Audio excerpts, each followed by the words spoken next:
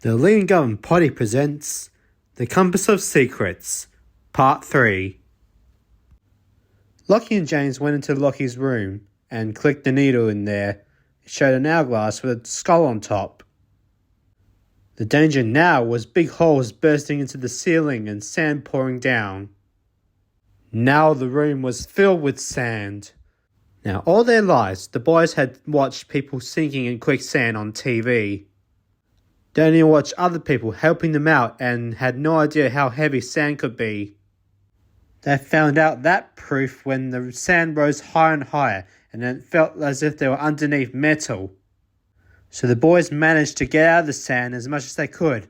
Now the trick was to get the door open. Then a chattering noise was heard. The boys noticed a human skull swimming in the sand. Lachy yanked at the door, pulling as hard as he could, but it was too heavy. "Click to another symbol," cried James. "Not this time," said Lachy. "This time we must get out ourselves." This new change in the boys made James agree with Lachy. Now the skull opened its mouth at James. James screamed and tackled the skull in the sand, only for the skull to come back out. While James kept the skull busy, Lachy kept pushing. Light came through the door and sand came out. It was a long fight, but Lachy managed to squeeze through, as well as James, who threw the skull back in the room. The boys couldn't believe this new conflict between themselves.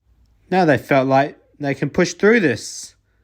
Next they went into James's room and clicked the compass to a trash can being burnt underneath.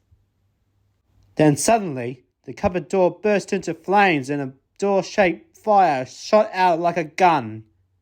James took the compass and clicked it again. Then it revealed a helmet. Then suddenly, the fire disappeared because the cupboard was now shielded by steel. Burn marks were all over the place. The bed disappeared and the window had melted. It was time to go into the grandparents' bedroom.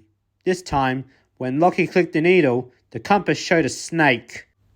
And no sooner had that happened than many tiny snakes of all kinds appeared and were gaining on the boys. This was such a scary incident indeed.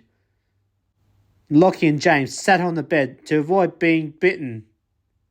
Lachy just clicked the needle again, then the compass showed an angel. The snakes were now coming onto the bed for some reason. Now it was over. The boys were going to be poisoned. They would never lead to better lives. But just then, the snakes retreated back to where they came from. "When will we ever get to the moon?" cried James. "I think this is the last one," said Lachy. Just then, an angel appeared. "Come with me to heaven," she said. Learning what heaven was, James quickly got up. "Oh boy, heaven!" he cried. "Wait," said Lachy. "We didn't come this far to go to heaven." Then Lachy clicked the compass, but he did it really hard now that the needle snapped. And now Lachy was looking at a needleless compass that couldn't be turned no matter what. He sighed. "That is your last chance," said the angel. "You got one chance to come to heaven, or die in being limbo. Your choice." Lachy just stood up to the angel. "No." "Don't you want a better afterlife, without any of you bothering each other?" "We've got a life that we mustn't waste," said Lachy. "And I love my brother even more than I did then." "I've got to admit," said James, "my big brother is a good one too. We don't want to separate now." "Fine," said the angel. "You've chosen limbo.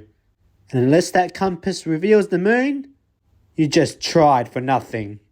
So any last words?" The compass stopped spinning, and now it showed the moon again.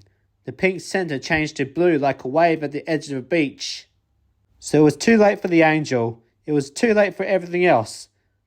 A vortex came out of the compass, and everything that ever came out also got sucked in, especially that angel. The next thing the boys noticed is that a flash of light, and then they were back in the back TV area, and it was night. The house looked brand new again, especially the needle of the compass. And Dad came home with the fish and chips. He was surprised the place wasn't a mess. The boys looked around. Everything was just as it was before. Better not tell Dad. So the next day, Lachy agreed with James to destroy the compass. with a brick and putting it in a general waste bin. Now the boys knew their fate for the coming years for when they will grow up. This led to a perfect family tree, and Lachy and James were so much like best friends. The end.